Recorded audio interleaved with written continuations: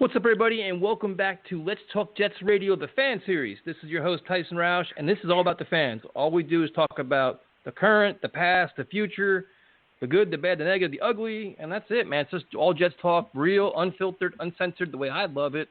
And you're probably going to hear some lawnmowers. You're probably going to hear the ice cream guy going by, probably a dog bark, but hey, that's what we do here. So we're going to bring on the man, the myth, the legend, Yankee John, my favorite guy, John Karaus. John, what is up, man? What's up, brother? Dude, this has been too long. I had to beg you to call in. This is nonsense. I know. You know what it is? I enjoy listening to everybody else just rip off takes. So let's start way back in the beginning. And how did you become a fan of this wonderful organization? Because somewhere along the line, my ancestors committed heinous crimes is the only answer. Listen, I have those same feelings sometimes, man. I hate everything and just wonder why most of the time. Oh, it's brutal. I mean, literally, we're living in a world where you're looking forward to this season. Everybody's walking around looking like Sub-Zero, and what are you really going to get from the Jets? I mean, coming into this next season, are you really looking playoffs? Are you? As far as I'm concerned, the only thing you're looking for is to see what your quarterback looks like when he's standing upright for 4 quarters of every game. Yeah, I mean that's so. Wait, we'll just start with that. Like the going into this offseason, there's so much pressure on this team to get better, especially on offense. They're horrendous last year. Do you think they did enough on the offensive line to get better? Like, do you feel more? I mean, obviously there's more talent. You couldn't get any worse, but do you think they've gotten better where you feel comfortable about it? It's weird because the whole thing swings on a swing tackle, right? So you got to assume that when you look at this roster, that they're going to give George Fant the opportunity to take that left tackle spot over Becton to start with. That's just the way I see it, given that he's a veteran player and that the draw for him to come here was that they told him they would let him go at it at left tackle. So that's a little bit rough for me. The fact that it's going to be a little bit, it really depends how summer goes, but how these guys are going to be able to mesh together is a whole nother thing. But I do think that they added a lot of depth, which can help create a lot of competition on the line. And that's huge to me because, any little extra second that Darnold gets an opportunity to throw is huge for him in tons of aspects. But the other problem I have when I look at the offense is not just focusing on the offensive line, but what did they do offensively on the coaching staff? Nothing. Nothing. Zero.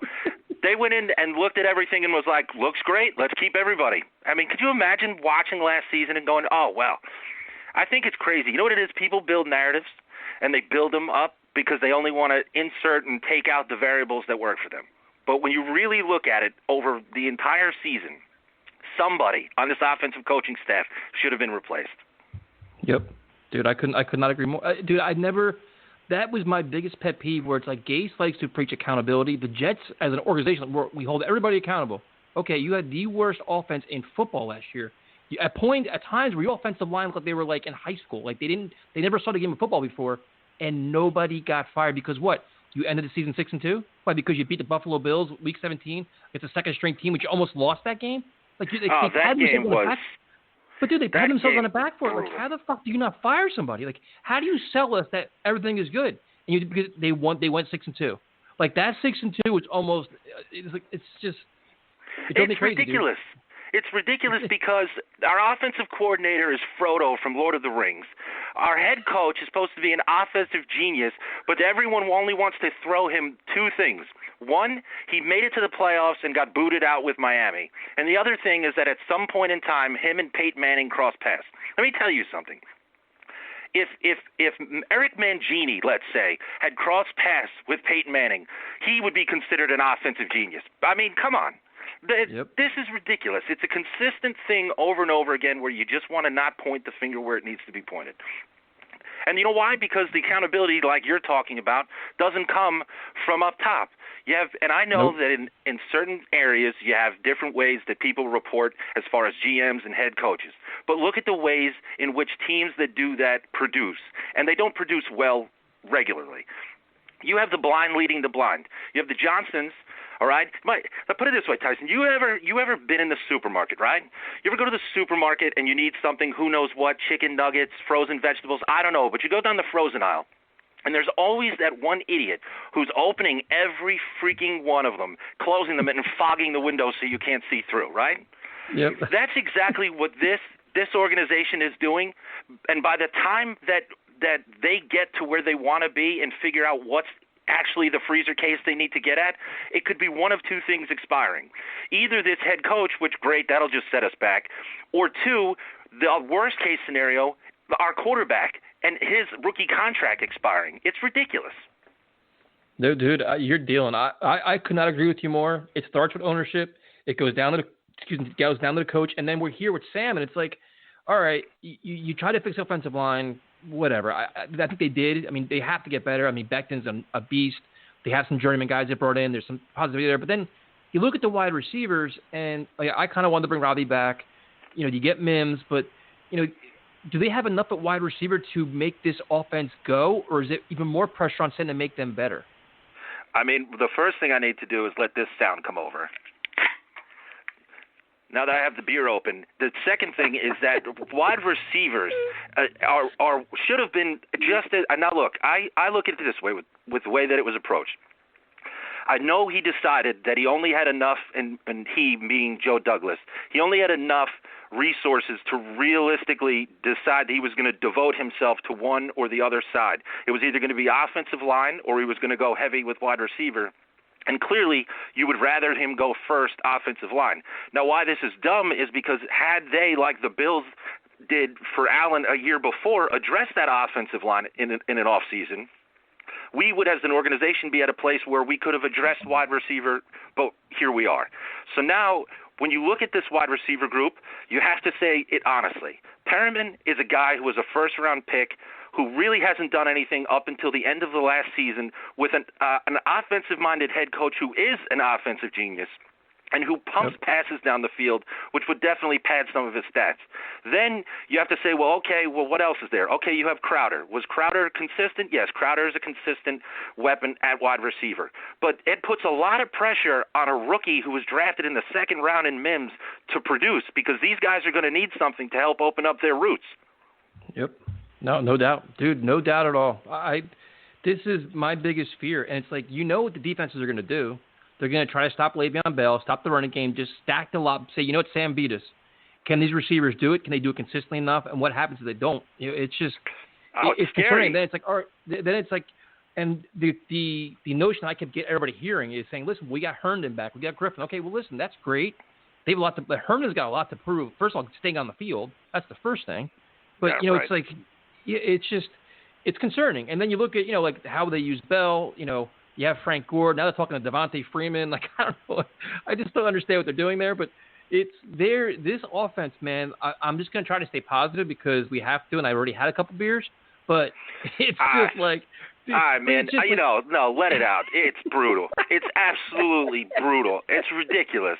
The fact is that if you were to just blindfold people, give them the roster that's put together without understanding, what's going on beforehand the last couple of years, and just give it to them going forward, and you told them that the coaches on the staff, without telling them who the head coach was, what they were, guaranteed most people would say this is Greg Williams' team. Because the way that this team is built with a rookie quarterback somehow is that defensively they're producing extremely well, right? They might have been overproducing because of the way he's schemed. But offensively, we have a kid who's clearly got talent. There's no question that Darnold has talent. The question is what do you do to help elevate his talent? And then at what point do you ask yourself, does he have the ability to elevate the talent around him? Because it's a lot to ask, even if he gets to stand upright, it's a lot to ask Darnold to say, okay, you got Crowder, Perriman, and a second-round pick who really hasn't seen the NFL root tree all that well yet. He definitely isn't going to have dealt with – and that's exactly what I mean. And so – you're asking him to deal with a lot of handicaps and also in his third year take a big jump just because we put some depth on the offensive line that hasn't played together yet. It's a lot. It's a lot of pressure to put on a quarterback to have him grow and to really see whether or not coming into the end of his rookie contract, you're even going to be able to assess him well enough to know, was it you? Was it the organization itself that held him back, or is he not the guy? Because when you get to the end of that contract, you have to make that decision. Yep. No, dude, and listen, that's That's my biggest concern, because now you look at it, we have all these uncertainty, and then you say, you know what? There's a good chance you're going to be starting 4 new offensive linemen week 1.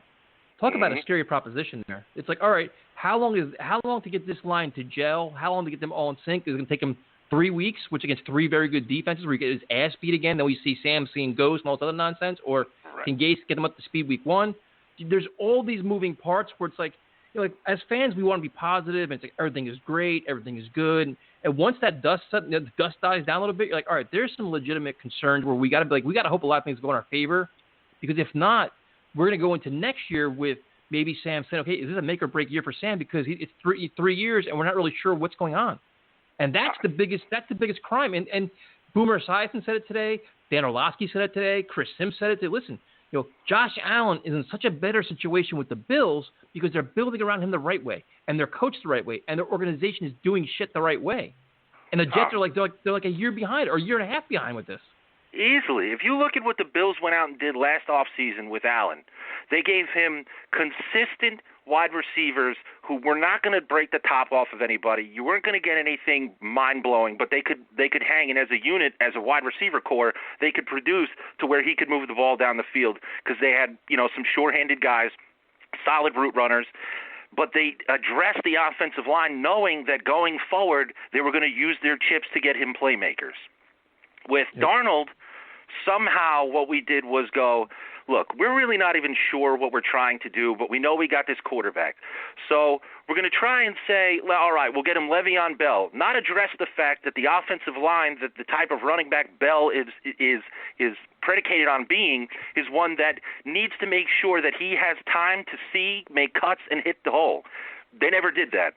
They just slapped guys together again, and then that made him ineffective. And then on top of it, they said, okay, well, we're going to have Robbie go down the field on fly routes, and yes, he developed some more in his route tree, but for the most part, Sam didn't have enough time to hit anything underneath with clarity over the course of a game or to build any kind of – because you know what I love? I love when people run highlights for Darnold, and they're like, see, he was wide open, clearly missed him. Okay, well, you have somebody breathing down your neck within a second and a half and make a throw in a window the size of, you know, your fist. That's ridiculous.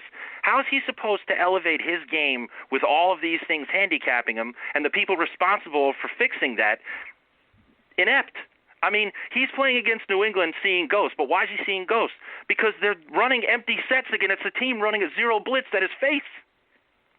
Over and over, not even hiding the fact what they were doing. No, didn't he? He didn't even care. He was like, "Watch this, I'll do it again. Watch this, I'll do it again." That was ridiculous. Yeah, I don't.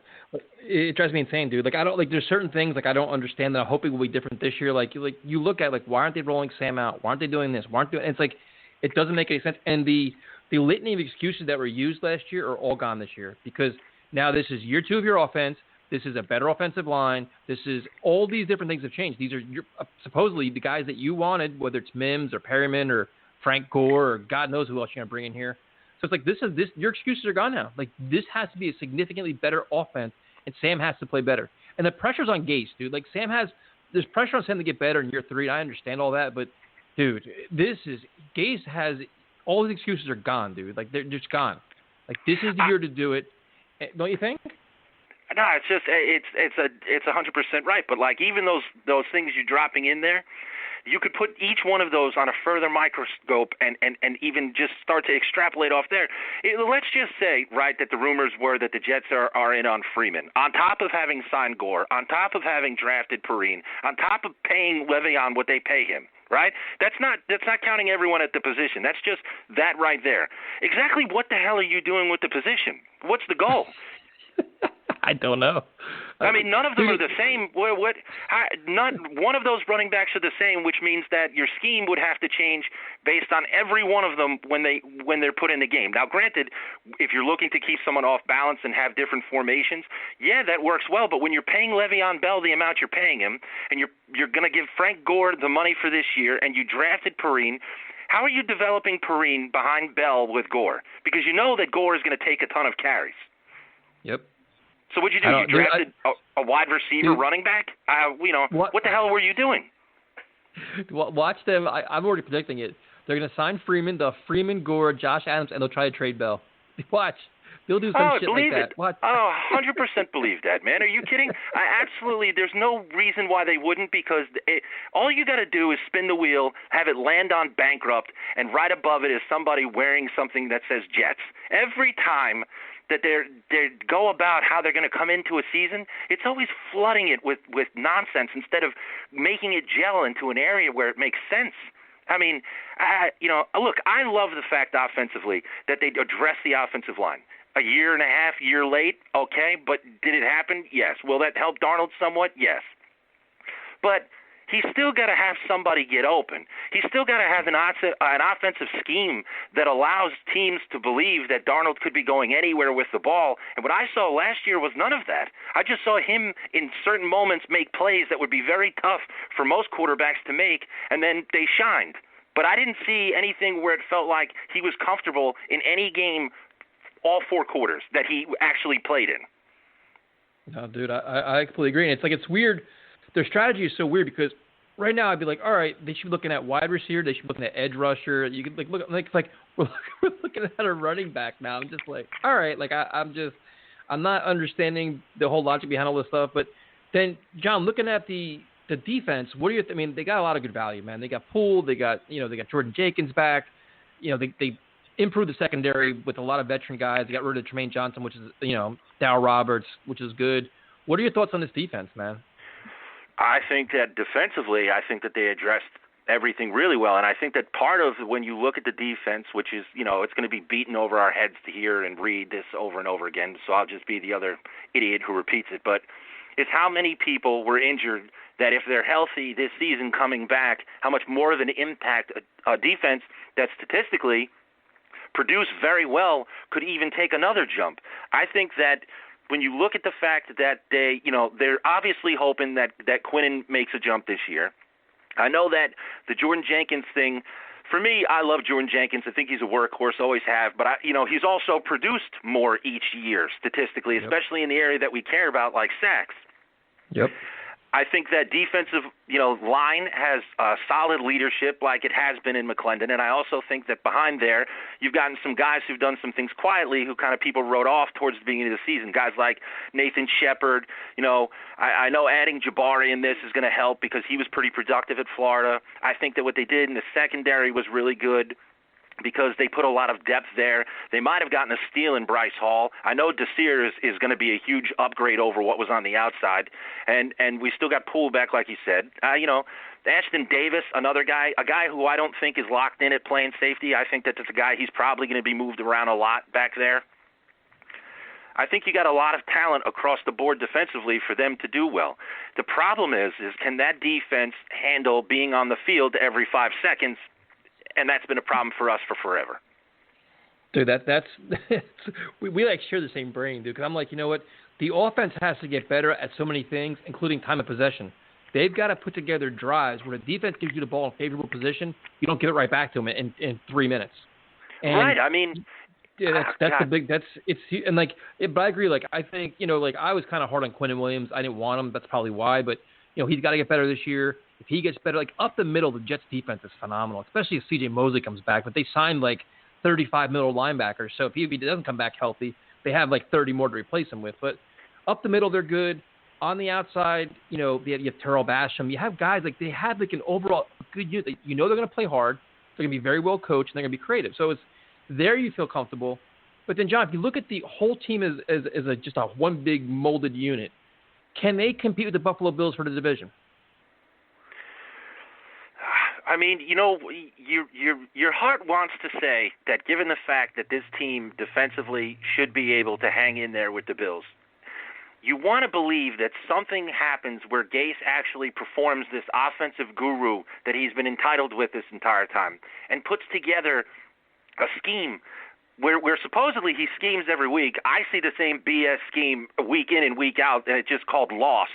It's I-form lost or spread lost, because that's all the guy puts out all the week. And it's never different. You don't feel like they ever came in there feeling like they had an idea of what they wanted to do and impose it, which is what good teams do on both sides of the ball. It feels like they went in there and they were like, all right, we wrote the script for the first run. Now what? Well, we'll feel them out for the rest of the game. And as they feel them out, even games where they could have possibly had the potential to win, they're not the ones getting anywhere with feeling it out. The other team's already figured it out, and now they're just trying to keep them at bay so that the score stays in their favor. It's a consistent thing, and I haven't seen any different to believe any different.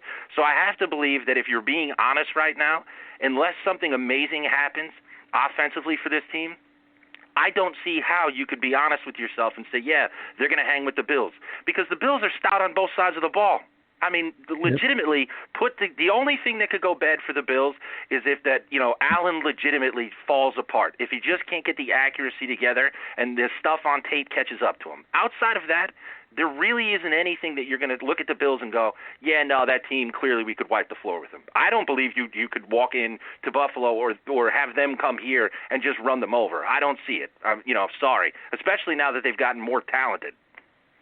No, I agree. Now, what would be the criteria for Adam Gase to keep his job this year? He would have to pull some games out against teams that we as a fan base and in media coverage, an overall consensus believe that the Jets should lose, and do it because they made great play calls offensively. Because you got to remember with this team, he has nothing to do with the defense. He said it. It's obvious. Greg Williams is the head coach of the defense. So the only thing that he's responsible for is the offense. And if the offense doesn't show any signs of having gotten better from a year before, having made themselves more stout on the offensive line, which we're still not sure how that will work out, I don't see any reason why you'd keep Gase around, because I don't see them as a playoff team, though I want them to be. I don't see them as a team that's going to be just there on the fringe, even though they expanded the playoffs. I see them as a team that you want to believe can stay in games with people. If they can stay in games and maybe win some, here or there that they probably shouldn't have, that would be impressive enough for me to believe that, okay, they're taking a jump.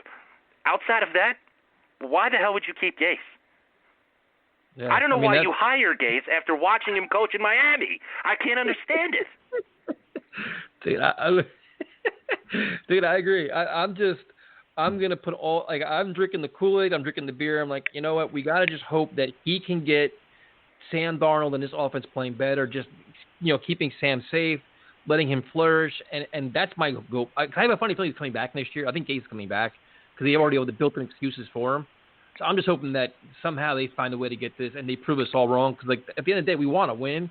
I'm really having a hard time with. Look, I'm with you, man. Do I and everybody who can't stand the situation want him to just show up and be like, all of a sudden, here comes Adam Gase, just freaking calling play calls that make sense, handling the game in-game situations phenomenally, picking up his own challenge flag instead of having Frodo run down the line to do it. I mean, that kind of thing is what the hope we all have is. We definitely want to see Sam grow, because if you don't, then we're in big trouble, like we were talking about before. Because, that rookie contract is all well and good when you keep telling yourself for a couple years, oh, well, he's developing, oh, we're getting him better, until you get to the end years of it, and then you're like, well, what did we get out of him so far? And what's he going to want? What does he believe he's worth?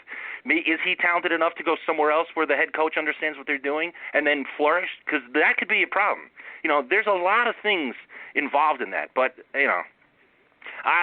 yes, I want them obviously to do well. It's just that I spit the Kool-Aid out. I refuse to drink it.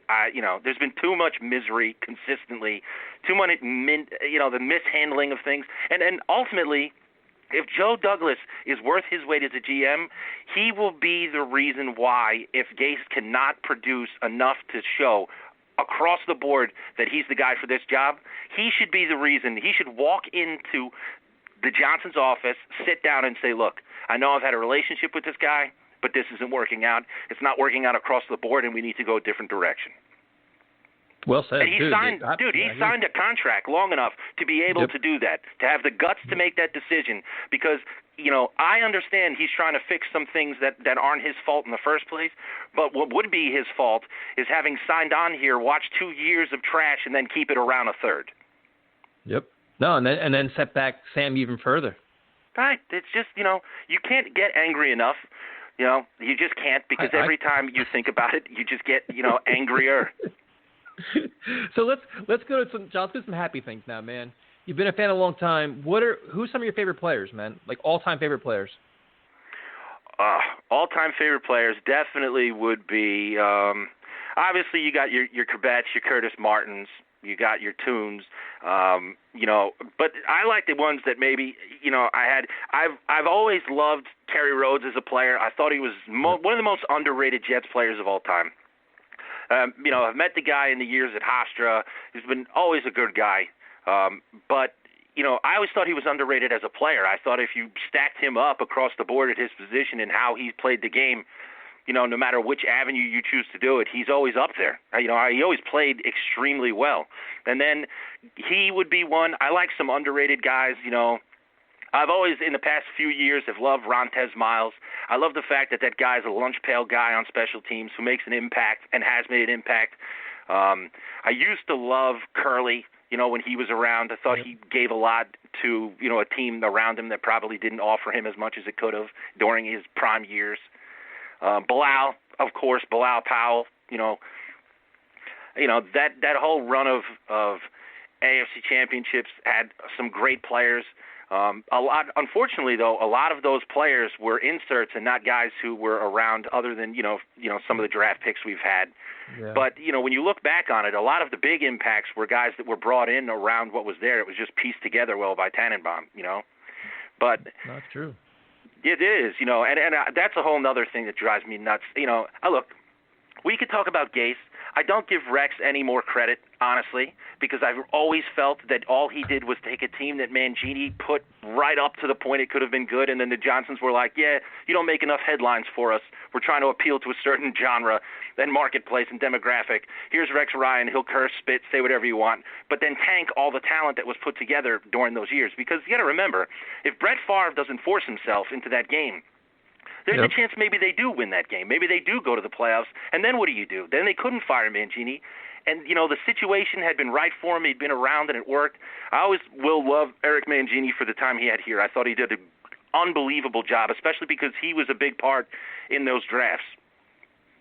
Dude, when before Favre got hurt, that team was rolling. I mean, they were one of the best teams in the NFL. And it wasn't like they rolled into Tennessee and beat an unbeaten Tennessee team. I mean, that was a team that was moving, big time moving, and they were ready to go. But that's the heartache of being a Jets fan. You can't even, after all these years, what happens is like you could tell me that the Jets are a team destined to take over the AFC East. Everything could be perfect, and I'd be like, no, not going to happen. Nope. Well, that happened, dude. It happened in 1999. It happened. I'll never.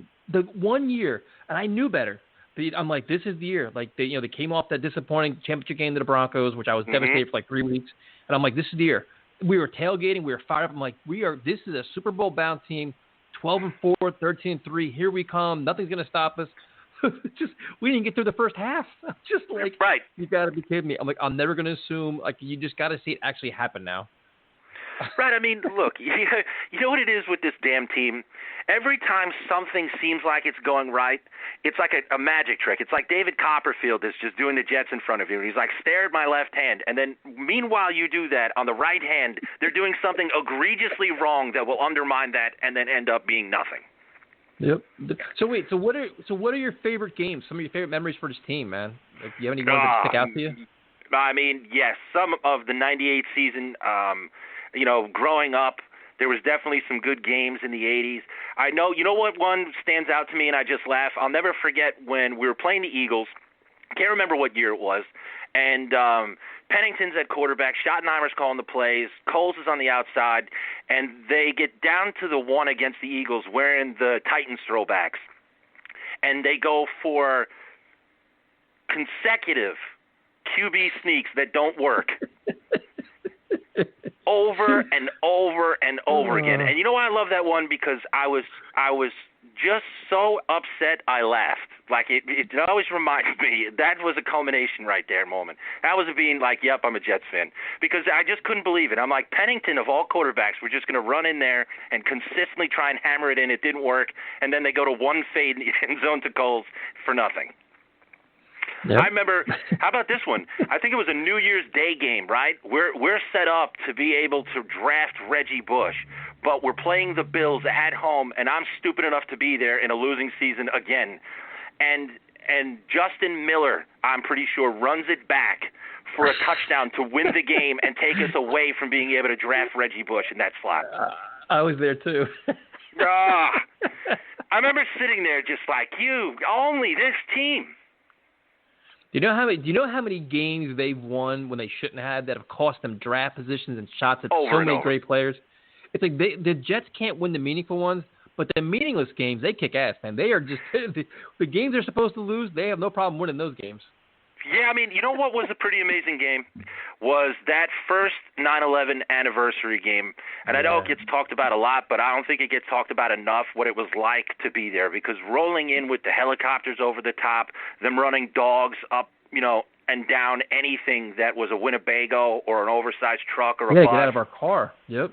Right. I remember these two poor idiots were smoking weed in their car, and they had no idea, because they must have just been that completely lost. And they get up, and the cops are there, and they get out, and they make them throw all their stuff in the hood. And, they didn't even actually give them a hard time. They just took all their stuff and put them back in the car and sent them back in. But I remember seeing the shock on their face. They were like, what the hell is this? They probably got tickets from, a cousin. They weren't even a fan of the team. They just happened to show up to the game. And then you get in there, and I remember what it was like tailgating that game, because it was unbelievable. I mean, there was this sense of this is a big deal, even though it's very, very early in the season. It was what it meant. And then you had De Niro on the screen with the speech, and you had the lights lit up in the center of the field. And I was in the section where that guy, there was that guy who ended up tasing people because he had a problem with the national anthem, and so he didn't realize how many people were given tickets that were in the armed forces there, and that didn't work out well for him. I think he was from the Carolinas. It was in the paper, but I remember the environment was so hyped up, and then it went back and forth, and you had that Revis pick, and then you had the recovery into the end zone, and it was just an explosion of fun. And there was very few moments where it got that crazy. I remember the Rex phone call to being, when we played the Pats and we had to deal with that whole stigma of, is this going to be different? And then we were so damn loud, it felt like a playoff game, and it ushered on something on the field almost in a way, and that was special. I mean, there's been a lot of really good games. I was born in '83, so I've been going to games since I was a kid and forever. There's a lot of really great moments in games, but I guess, it's always just the ones where you're like, they slip through. How about this one? What about that game? What was it? It was a game against Arizona where Kerry Rhodes and Eric Smith broke Anquan Bolden's jaw, but Brett Favre threw for what, six touchdowns in that game? That was another one. That was another wacky, weird Jets moment. I just wish we'd have one that meant we won something bigger, Well, it is. You think about it, we could talk about all these games, all these games. I remember that great game, and then for every great game, we can come up with 5 or 6 minutes that just piss us off. What I mean? They quickly, especially it doesn't happen the last 3 or 4 years have been so bad. You have remember when it was that Bowls when they were 10-6. They went 10-6. They lost in Buffalo because Ryan Fitzpatrick shit the bed. Right. You have for all those good moments, it seems like Jet fans could always bring up a litany of other stuff that went wrong. Oh, I mean, but that's it's literally ingrained in the DNA. You have to be a glutton for punishment to like this team. Otherwise, you couldn't possibly. You would have jumped ship already. There has to be something wrong with you almost. It's weird. I even talk to about it with my fiance sometimes, and she'll look at me during games and be like, "You sure if we have kids that they're going to be Jets fans?" And I'm like, "Yes." And then I'll think about it and be like, "Should I do that, man? Should I do that to a child? Is that abuse? Allow them to grow up a Jets fan? It's just mind-boggling." Yeah, that's why the question we always ask is what is it like being a Jets fan? And I'm just dude, you could just see it. The expression on everybody's faces just changes. It's it's a long story every time. Oh, it's brutal. And sometimes, even when you're in a moment like this, right? Every off season, you always have things that will be okay, well, maybe these things will work out positively, and maybe we can get through this, right? And then in this off season, it's like no, I want you to really just breathe this in. your schedule, and I don't make schedules as an excuse for any team. You should go out and be competitive, right? But your schedule, and this team hasn't been competitive, your schedule is brutal, right? Your head coach is Adam Gase, okay? He has been hired by your organization after doing a subpar job in Miami to be your head coach for the quarterback you said you've been waiting for forever. Now, on top of that, they're probably going to have a limited offseason to gel with most of the new players at the positions that are extremely important for Sam to even be able to elevate himself. Yep. And you look at it and you go, okay, all right, all of these things suck. So, like, what are the positives? All right, here's the difference between the negatives and the positives. The positives are you may or may not have found some steals if they stay healthy because they have injury issues in the draft to be able to elevate this team. Maybe, right? You're not sure, but you hope so. You may be able to hang in games with a team in your division who's clearly got more depth across the board in its roster, and you may be able to go 500. So you see why the negatives just start to outweigh the positives, because you just can't find enough positives to be able to tell yourself, okay, this makes sense. No, dude, I agree. Like it's like you just kind of try to be realistic and just recognize what's in front of you. Like, all right, you want to be a fan, you want to be positive, you want to really try to find ways. Then it's like, listen, you need to have some really lucky breaks. You need to have some just, guys play way above their head where it's like, all right, this is, we didn't expect this. This, this came out of nowhere. Perryman has a monster year. Sam is a Pro Bowl caliber. The offensive line, it's just a lot of things have to go right for Jets them to be very, very competitive this year. It's not, and coaching. I mean, this coach has got to really grab it out of his ass and be like, hey, listen, this is my program, my offense. Now we're ready to roll and actually implement it. But I mean, put it this way, okay? Let's look at it like this: just being free for all instead of locking into certain like, what do you think about this? How about this, right? Let's just take this as a scenario heading into the 2020 season. Round 4, right? Pick 125. The Jets draft a quarterback from Florida International. Round 4, okay? But we don't have a legitimate plan to sign a veteran backup, but we took a pick in the 4th round and drafted James Morgan out of Florida International. You know why the Jets don't have a mascot? Because if they had a mascot, he would be assaulted at every event he went to. It's just mind-boggling. You couldn't come up with an idea for just having a veteran backup quarterback instead of signing. Look, I hope Frank Gore has a great season, but you couldn't have spent that money on just a decent veteran backup quarterback, having witnessed what you saw last season and the importance of having someone in place? No. Instead, you draft a quarterback out of Florida International in the 4th round when you need pass rushers. He only had one combine interview. Oh, my God. I just don't understand. It makes you grab your forehead. And then I'm just grab my drink again. It's the things like that. You're just like, okay, well, like, what's your argument going to be for James Morgan? You're going to tell me that he's Tom Brady in the 4th round? Really? That's what. Dude. There's more needs. Just sign for $1 million, $2 million on a 1-year contract. Just get a veteran quarterback. Beg anyone to come out of retirement who's halfway decent. Get Testaverde back. I don't care. But use that pick in the 4th on something that makes sense. Dude, we were doing a draft show during that, and I was like, I'm thinking like wide receiver, but it's not. And I'm like, a quarterback, and then it's like, oh, well, this guy's really good. I'm like, no, don't sell me this shit. Like, don't even sell it to me. I'm like, there's no way this pick makes sense. And there's no way what they have now. It's like David Fales and him doesn't make any sense to me. It's like it should be Matt Moore, it should be Flacco, it should be give me Josh McCown. I don't really care who it is. Chad Pennington for all I care with one arm. Right, but dude, but listen to what you just said, right? There's a perfect logical example right there. Matt Moore has played in Gase's system, right? Which is what we're sold on Fales with. And Fales, that's even the best last name for a Jets quarterback ever. Fales. But somehow you'll have people try and tell you that James Morgan out of Florida International was worth the 4th round pick and sell you his upside. and that the same people will be back and forth about whether or not Sam Darnold, who was the consensus quarterback drafted in the first round, is even good anymore.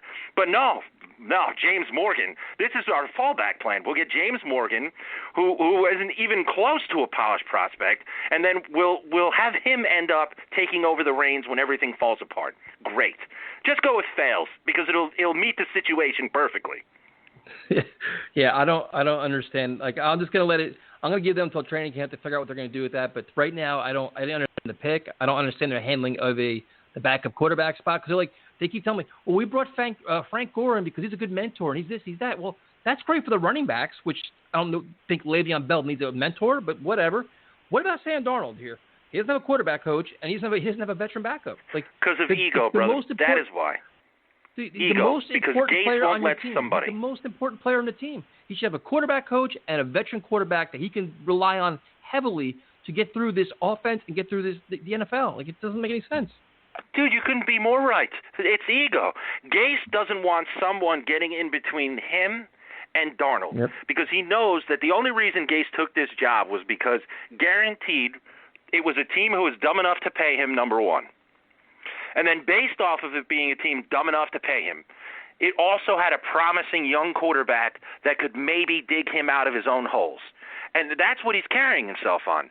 You know, oh, great, Joe, yes, get him an offensive line, and then I'll scheme it together and we'll get it. It's been the fact the kid can't stand up. Okay, well, now he's going to have an offensive line.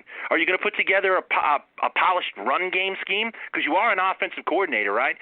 So are you going to put together some runs that make sense and go for positive yardage so that teams can't just say, well, they can't run, so we're just going to sit here and go, all right, we'll just stack it up and then play in coverage on there every single down, and they'll never be able to pull off anything. I mean, his schemes with these running backs have limited what your options are to even see out of Darnold.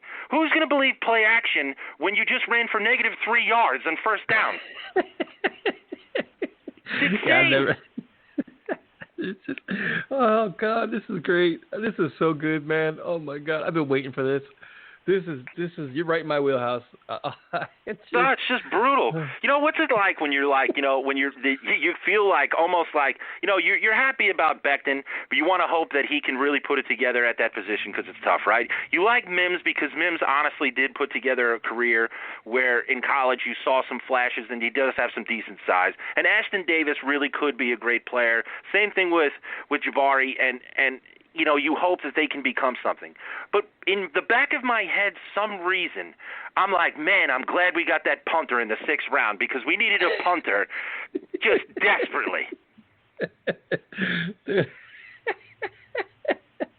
Yeah, dude, we think a lot, man. We think alike in many ways. Like, I watch the draft and I say things, I'm like, I don't want to go on social media because all the experts are there. They have all their hot takes. I'm like, listen, I'm just thinking from a Jets fan's perspective, where I've seen a lot of this before, and I just have these I get these urges and these feelings, and I'm like, oh no, like let's not go down these paths again. No, it's just a sick maze you never get out of. And then along the way, you go on Twitter and you have people be like, no, you got to understand. You have to understand. Everybody always wants to make you understand. I don't want to understand. I want to see. I just want to see the team win. Why do I got to understand what you want to break down in 5 seconds on video from your All-22? That's great. I have it. It's free right now, given the fact that we're all walking around looking like Mortal Kombat warriors. It's free. All you have to do is look at a whole season, how it comes together, how it was put together, how the off-season went, how it built into the season, and how it ended. And we haven't had any season in recent memory to me that has done that cohesively in a forward motion. Dude, that's why we can't. That's why we don't have a passing game. The organization can't go into forward motion. It's ridiculous. Dude, it's so funny because like you everybody breaks down this and breaks down that. Like, I don't need broken down. I saw it with my own eyes. Like, I know what I saw. And I don't need experts to tell me what I saw. I know what I saw, and I know what it's just like, it's just. Right. Everybody wants to show you a video for an hour. Look, don't get me wrong. There are some guys who do a really great job. There are some guys who really put the time and effort in, and I applaud them for what they do because it is awesome. There are guys who break down the numbers and really put the time and effort in, and I think that's awesome. But a lot of what you get aren't those people. A lot of what you get is somebody who's sitting on their couch cherry-picking things out of all 22 that they're recording and then sending to you and going, oh, wow, look at this. See, I'm telling you, this is what it is. It's like, great, I'm glad you showed me 4 plays over the course of a 16-game season because we never get to see any more than 16 games in the last couple of years. Yep. No, it's funny you said that. I got in an argument today with a guy. He was like, oh, you don't know Sam Darnold. Look at this play. I'm like, all right, you showed me 1 play. He played how many plays in his career with the New York Jets? You're going to show me 2 plays now. I'm like, and do you have any plays that he played really well where you can, see his pinpoint accuracy or his ability to, elude a pass rush or, oh, well, you don't really understand, man. Like, but I understand. No, you know showed what? me 2 plays. That's where I'd be like, you know what? I don't understand. You go stand behind that shaky offensive line, and you make a throw, and then we'll decide how you, based against other amateurs, could pull that off. Because I don't understand in general. It doesn't make any sense. All we do is look at the Jets through the same angles. Originally, it was we need a quarterback. Then you get a quarterback, and it's like, okay, we need an offensive line. Then you get an offensive line, we hope, and you're like, okay, we need some playmakers. And then you get some playmakers, and the quarterback will be the cycle that comes back because his rookie contract will be up, and you never did anything. Then it's we need a coach. No, yeah, right. And then what they'll do is they'll be like, who's losing in the AFC East? All right, let me get that guy. What's his name? That's right. That's right. We're going to find out where the worst team is and get their coach. Yeah, that's always the way. Always find a dysfunctional coach and then hire him. We want continuity. We want continuity and familiarity with the division. Right. Yeah. You want continuity in this organization? It's real simple. You have the Johnsons say, I don't understand football out loud. I understand money out loud. I don't understand football out loud. And then you have the GM look at them and go, now you see, that's the first time you've been honest. And if you want something to change, you need to understand that I will go back and forth with you, but it goes through me. I'm the football guy. I'll be the person who's in charge of how we build this roster, about the type of coaches we hire, the type of coaches they hire, because that's what I do, is football. That's the problem. We live in this world where it's like they always want to be involved. It's like they want to be Broadway Johnson. But you can't be Broadway Johnson, right? You can't be Broadway Johnson when you can't have a ticker tape parade down Broadway. So you need to stay the hell out of it until something gets right. And then go ahead, sit on a float. I don't care. Sit on 3 of them. Just allow this organization to be one. Because meddling and the fact that they're – let me ask you this question, Tyson. He's coaching to where football is going. Oh. And then you compile his record with Miami. And you ask, why not one reporter stood up and said, where's football going with Adam Gase exactly? Where's he coaching to? The bottom of the roster? More top-end picks? What exactly is he coaching to? Dude, you're killing me, man. I'm in tears. Holy Christ. Oh, it's just mind-boggling. How could you do that? Could you imagine, right? You imagine an organization looked at Todd Bowles as a head coach and was like, gotta have it. Can't wait. They're misusing him. You imagine that's basically what the Johnsons got sold. They were like, they're misusing Gase at the head coach position. They're just misusing him. We got to get him here so we can use him right. Meanwhile, they haven't used anything right in years, but somehow they're going to turn around Adam Gase because he's coaching where football is going. You imagine that? No. You know what happened? The freaking Bucks had a head coach who already had a relationship with Todd Bowles, who understood what he was great at. And good head coaches understand that some guys are phenomenal coordinators but just aren't meant to be head coaches. And he knows it, and he hired him for it, and he's done a fantastic job every year he's been with Arians. And I know Arians lets Bowles do his thing, and Bowles, to his credit, had put together one hell of a defensive performance in a lot of games last year. But the Jets said, no, Miami's been misusing Gase organizationally, and we need to get him. We need to get this guy who's been to the playoffs and got booted but was losing every other year. Could you imagine the mindset of a company, a team worth as much as they are, thinking that that's the guy they needed to get? Oh, my goodness, John. Just mind-blowing. Well, John, on the brighter side, first of all, I want to thank you for all you've done for us, man. You've done, throughout our shows, you fire out all those tweets, and you're entertaining as hell, and you helped us out a ton, man. So first, I want to thank you for all that. Thank you for always supporting our causes, too. You said the Jamal Adams event and everything else. Definitely thank you. And what is the best way for everybody who I know is going to be following you after this? What is the best way for everybody to follow you? They can use the Twitter handle that a bartender created for me, at the, all caps, _Yankee _John. And, you could just send me emojis of middle fingers because you hated everything I said tonight and you really want the Jets to win the Super Bowl next year, given the circumstances. I really don't care. I'm here to mop the floors and notice things from time to time. I could give a damn about followers. I love interacting with people who are serious about this. But, if you want to, tell me, how we were missing a tight end last year and how the passing game is going to open up solely based on that, don't bother. I don't care. I'd rather just have another beer and then sit in my misery and be happy with it. Oh, my goodness, John. Thank you so much for joining me, man. I cannot wait to get this interview out, published, because this is going to be phenomenal. I appreciate it. And you have to do this more often, man. We got to do this once every couple of weeks or something, get you just to open up like this, because this is phenomenal. Oh, no, I'm down, man. With everything going on, I've been working since the beginning of this, which I know many people have, and then some people haven't been fortunate enough to have. But I will say this.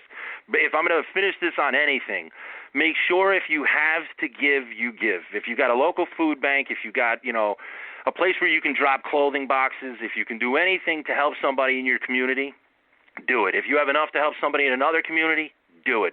But make sure that with all this going on, as much as we're trying to remember what it is that we'll be able to get out of this situation, we can't forget to give to the people who are in it with us.